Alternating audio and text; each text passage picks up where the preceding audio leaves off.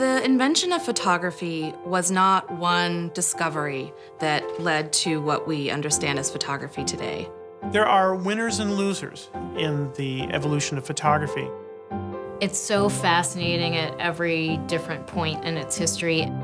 The way that we familiarize ourselves with the world around us just fundamentally changed with photography.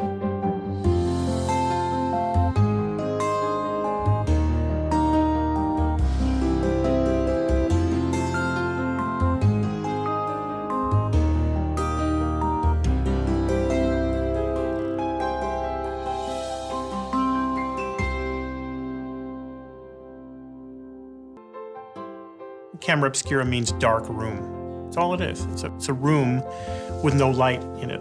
And if you have a room with no light and you poke a little hole in the side of that room and you let light in from the outside, by miracle, you'll have an image projected upside down, turned around, but in color and moving on the other side of the wall.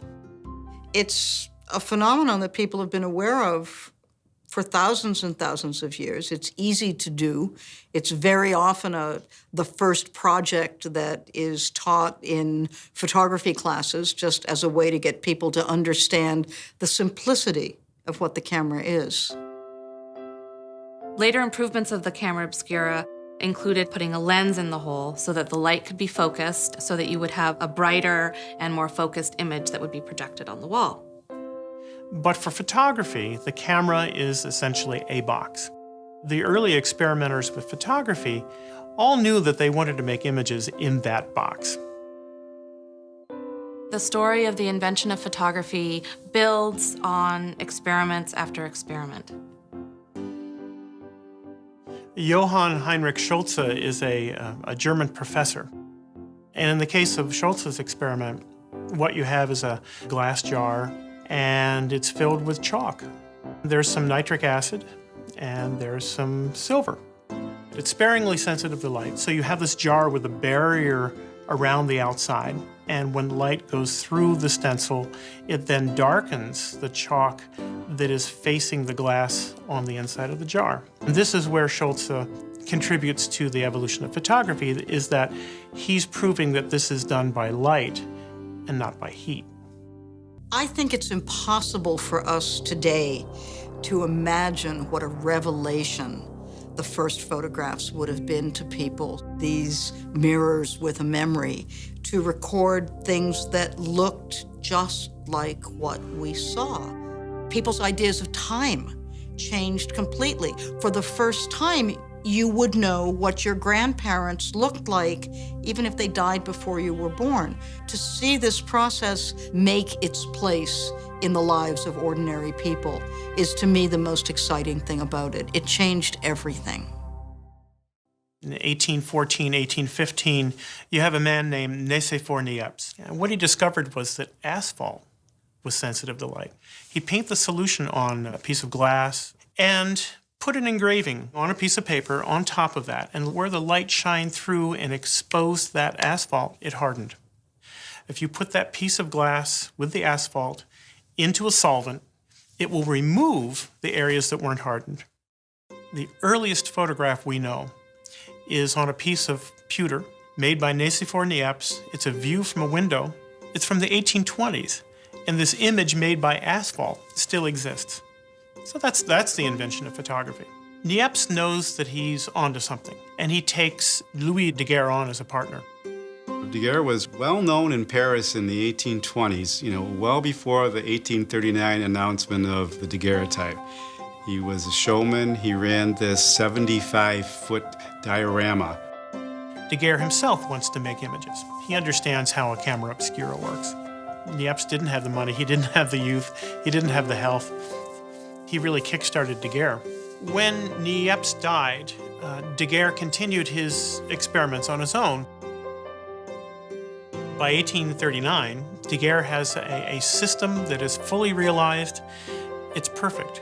It's a piece of copper coated with silver, and you have to polish it very well, to the point where you have a polish that when you turn the plate towards a darkened room, it looks black. And it's fumed with iodine, and when you take it out of the box, it's yellow. That's silver iodide.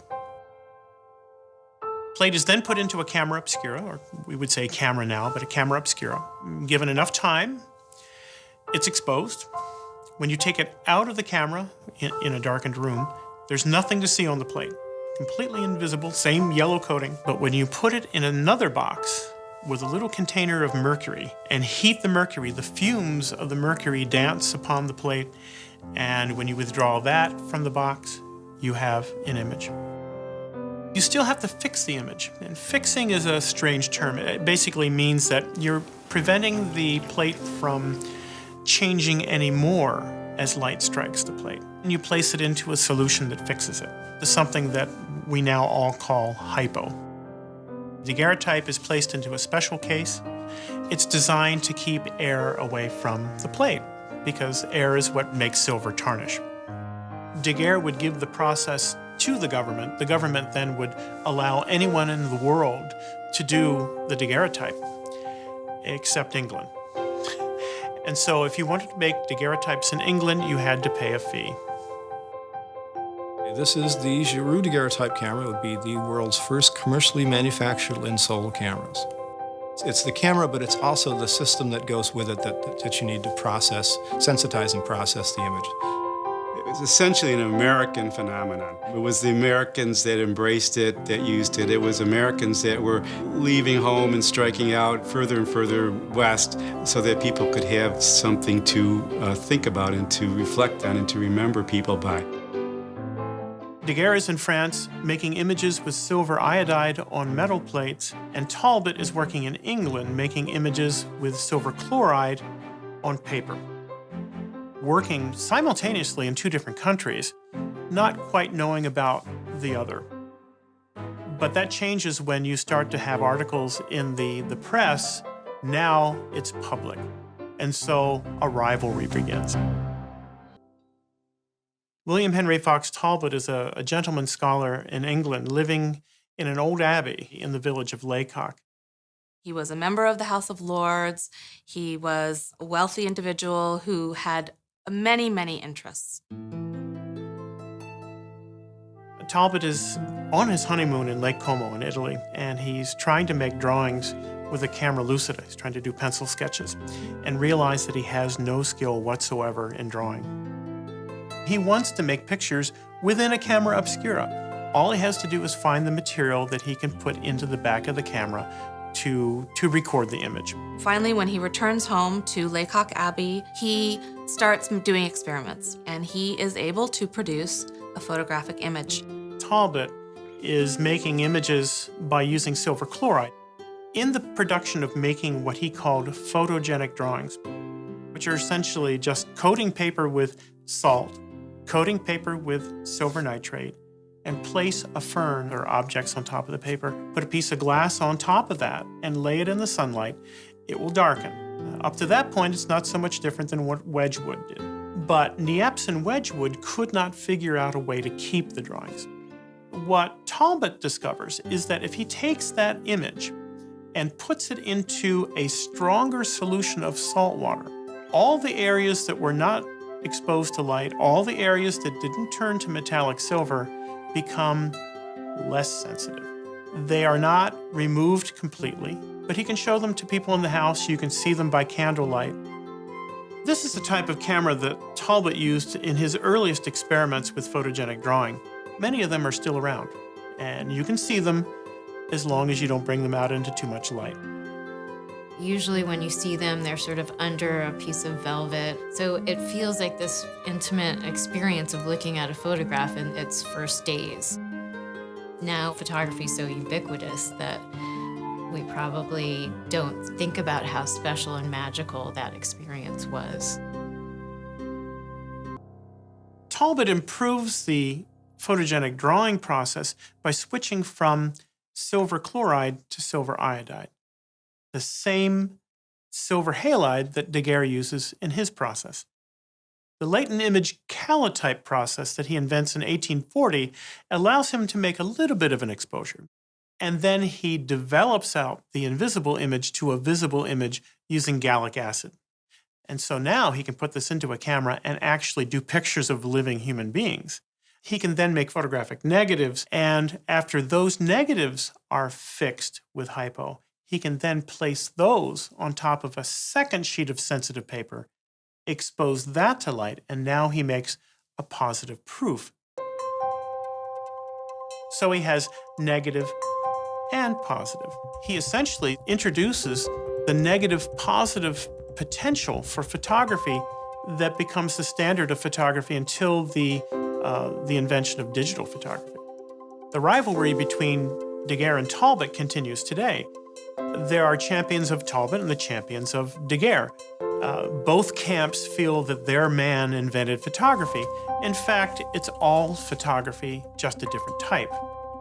Up until photography, only the very wealthy who could afford to have portraits painted had any notion of what their ancestors looked like. Photography was used primarily for portraits because people is what we are primarily interested in. We see it as a very popular way to do what we've always wanted to do, which is to record the features of people we love. I'm going to show you a collodion negative on glass. And I'm just going to take it out of here very carefully. This process was invented in 1851 by Frederick Scott Archer.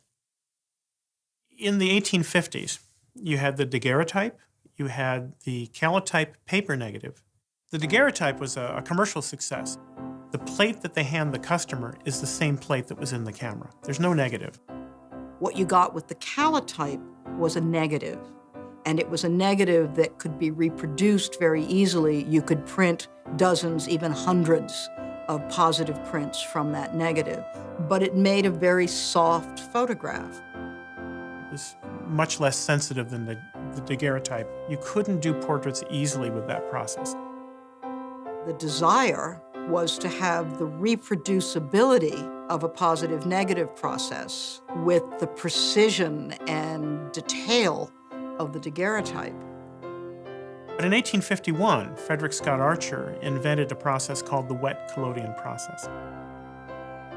The wet plate process can give you a negative to make paper prints. It can give you a direct positive plate called an ambrotype, and another direct positive plate called a tintype. When you do the wet plate process, you make a glass negative, and that glass negative can then be contact printed onto various printing processes and make thousands and thousands of prints. By the time you get to the late 1850s, really replaces the daguerreotype. The positive-negative process won out, in part because it was more economically viable. It does require some advanced planning when you're taking it on the road. You have to have a portable darkroom. You pour the collodion on the plate, you dip it in the silver bath, and while it's dripping wet with silver nitrate, you take the picture, come back, and develop it, and you have to do all of that before the plate dries. And so the people that made landscape images, they had to carry a wagon with all of their chemicals. It was a challenge. Photography shaped the way we remember things. It's a really important cultural change, no longer through ballads and poems and stories, but through looking at a likeness is the way we remember what happened and who was. This is when we see the rise of the great industrial photographic houses producing popular photographs of tourist sites. Even then, we're beginning to think if you don't have a photograph of it, you didn't really experience it. It was the beginning of really aggressive mass marketing and mass production of photographs for general consumption. And this was the predominant printing paper from 1850 to about 1890. We begin to see how, really as early as the 1870s and 80s, the photograph becomes a really important, not just conveyor of knowledge and information, but a shaper of knowledge and information. And it's the albumin print that made that possible because it was precise, it was detailed, it was cheap, and it could be mass-produced and distributed easily. One of the major themes in photography is this desire to have a more permanent image. You have the Woodbury type, you have the platinum print, very stable, very long-lasting processes. And then you also have the pigment family of processes, the gum bichromate process and the carbon print process. Pictorialists really established photography as a fine art form. So they used things like the gum bichromate process or platinum prints that involved a lot of handwork and craftsmanship. So you really had a sense of the photographic object as something that was made by somebody. Alfred Stieglitz is the person who is most associated with what was called the Photo Secession. He and Edward Steichen actually co-founded the movement, and they promoted this idea through a publication called Camera Work. Stieglitz had a gallery called 291 in New York that showed photography as an art form. This is a camera that was used by Alfred Stieglitz. It was given to the museum by George O'Keeffe in the 1950s. The opening of that lens determines the sharpness of the picture. If you open it up quite a ways, you get an image that's kind of soft on the edges, and he was interested in what we call pictorialist photography, and this was a lens that was designed to do that. Stieglitz and Steichen and Casimir wanted people to take photography seriously as an art form, not just an automatic activity that produced images without anybody's intervention. I think what the argument was really about was, where is the creative input of the artist in photography? And that's a theme that goes back to the invention of the medium. With gelatin silver materials, you start to get manufactured photographic paper, manufactured film. Once it became sort of cheap and ubiquitous, it changed our relationship to photography fundamentally. Everybody not only had been the subject of a photograph, but had made photographs themselves.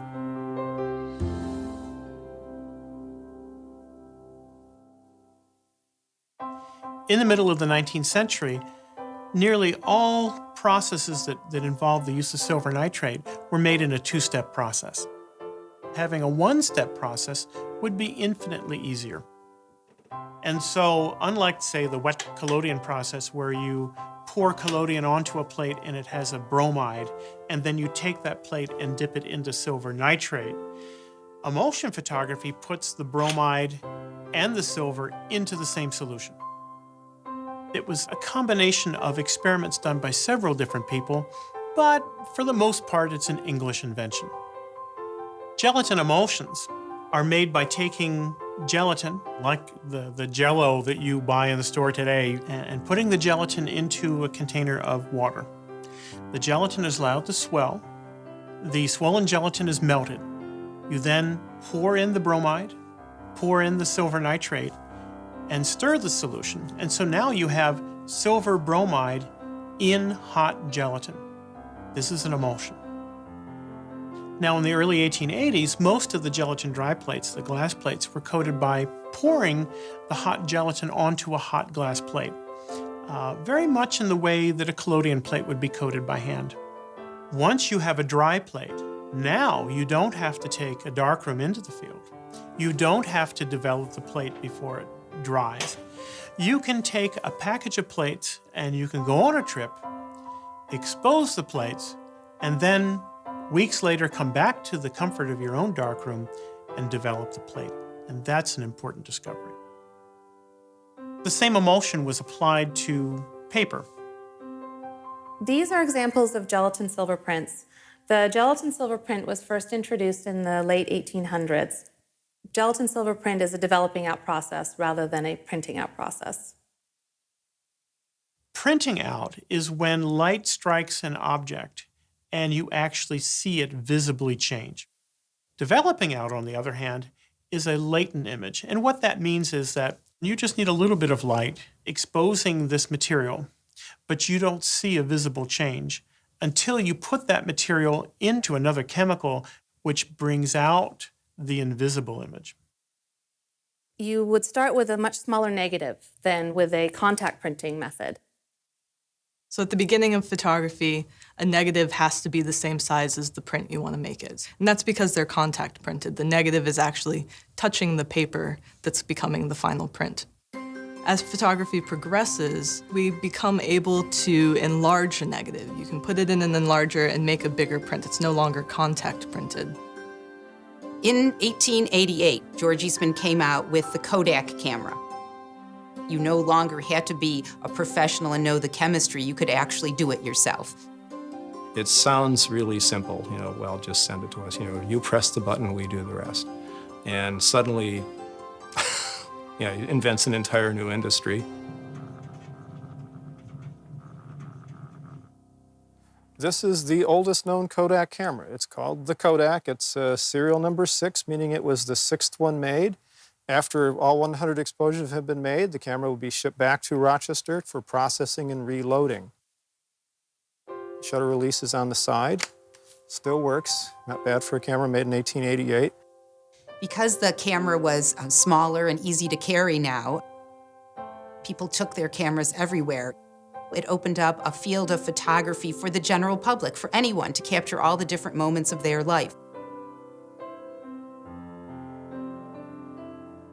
Basic aesthetic of a gelatin silver print is a smooth surface because the gelatin sits on top of the paper and the gelatin is what holds the image material in it, as opposed to, say, the salted paper print where the image material was sinking into the fibers of the paper. The gelatin silver process was the dominant photographic process of the 20th century. The vast majority of the analog photographs that we are familiar with were made with this process. The clarity and sharpness of the black and white gelatin silver print became the norm for photojournalism. It was the standard way that information from far away was produced and sent to be published in newspapers and magazines. The process became forever linked with the documentary style of photography that was established by photographers like Lewis Hine and FSA photographers such as Dorothea Lange and Walker Evans. Silver gelatin allows you to make black and white images. It is responsible for all the movies you've ever seen. That's all silver gelatin. When George Eastman came out with the Kodak, they started making flexible transparent film about 1889. Once you have a flexible medium, motion pictures becomes possible. Gelatin silver is also responsible for color photography. During development, the silver releases dyes, and during fixing, you get rid of the silver, but the dyes remain. But all of the color photographs you've ever made, everything in the 20th century that was color, had silver and had gelatin in that emulsion. And that's really what's becoming obsolete by the digital process. The shift from analog to digital photography has been going on a long time. 2004 was the high watermark year for film production. After 2004, you really start to see the sales of digital cameras taking over film cameras. I teach public workshops in photographic processes here at George Eastman House. And we've just recently declared that silver gelatin emulsion is a historic process. So now we're teaching people how to make dry plates and their own photographic paper from scratch. When color photography comes out, people think of it as being very artificial at first. Serious, sincere, sort of authentic images were in black and white. After World War II, film for making color prints became available. People's associations with photography began to transform into color.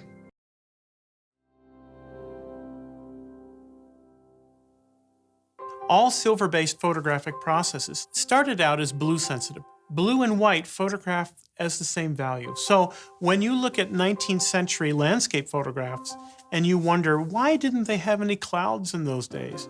It's because the white of the sky and the blue of the sky photograph as the same value. In order to have color film, you must have black and white film that will record all colors. The sensitizing of emulsions was done by actually adding dyes to the liquid emulsion. So it's called dye sensitizing.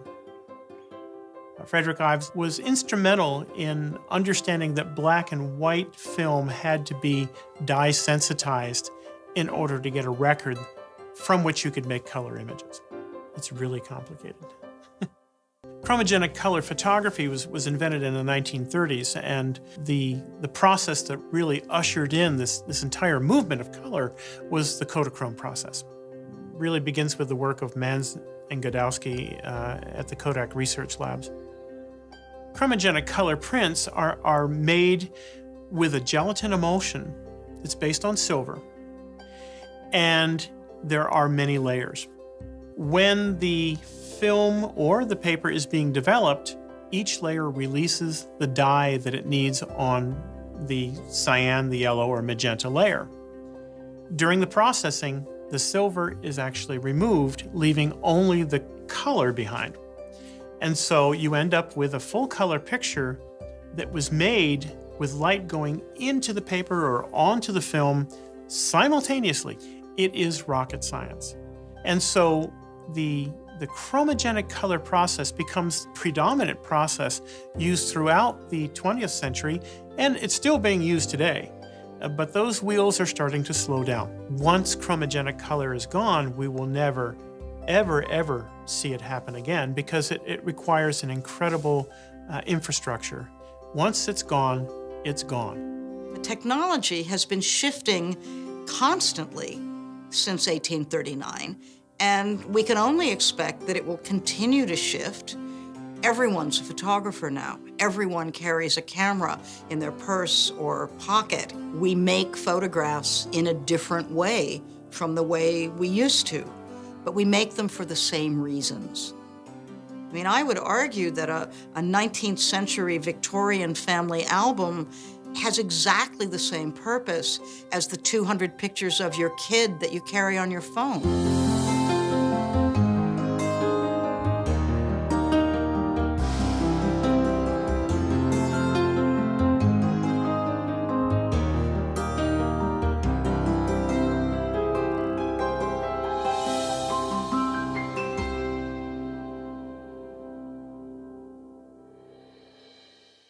I was working in the Apparatus Division Research Laboratories.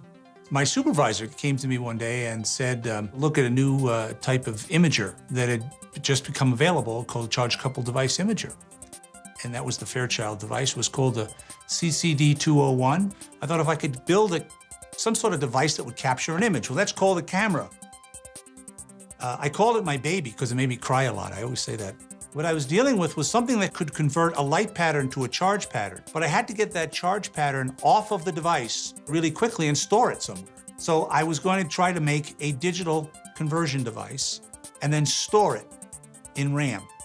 And so I said I needed a form of permanent storage that didn't require battery. That was easy, actually, because magnetic tape on cassettes were being used for all kinds of reasons. At the early days of computers, they were storing digital information. People always talk about building the camera. Well, half this effort, probably more than half the effort, was building the playback unit. Make it suitable for a television signal, because that was the only way to electronically look at an image.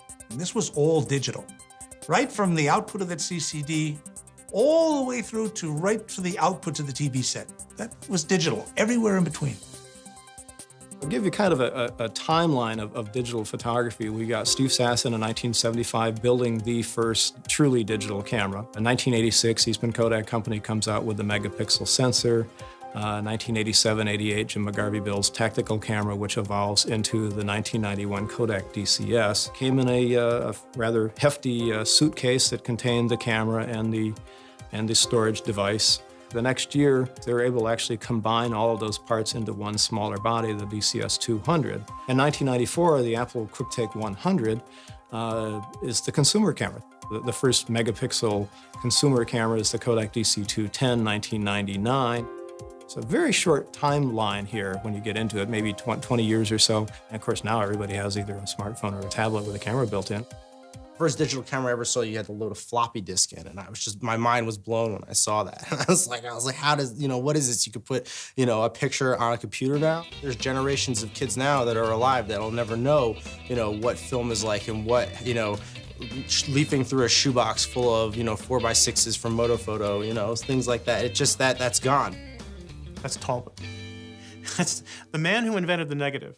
Digital made the negative obsolete, and this is the way we see images. It can be deleted by accident. It's not a physical thing. We used to have the possibility that you might run across a photograph of your grandmother when she was 18 years old in the back of a drawer that nobody remembered or knew about, and suddenly you've got this picture that can be found later and interpreted. And when you have a digital image, what is the thing that you have? You have code or something. Rarely do people print out their photographs anymore. When we're seeing things sort of ephemerally on a screen, it becomes very much like everything else we see on a screen.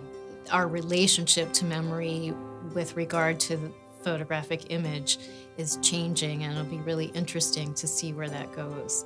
It's surprising to most people when I tell them I love digital. I mean, I just love the technology of digital, and they'll look at me and think it's heresy. But artists have come to a point where many of them are saying, I feel like the machine is in control and I want to have my hands in this object. When the finished product is something other than a computer screen, it harkens back to the day when photography was a craft. It's not just about the image, although the image is king. It's about the object itself, and you made that object.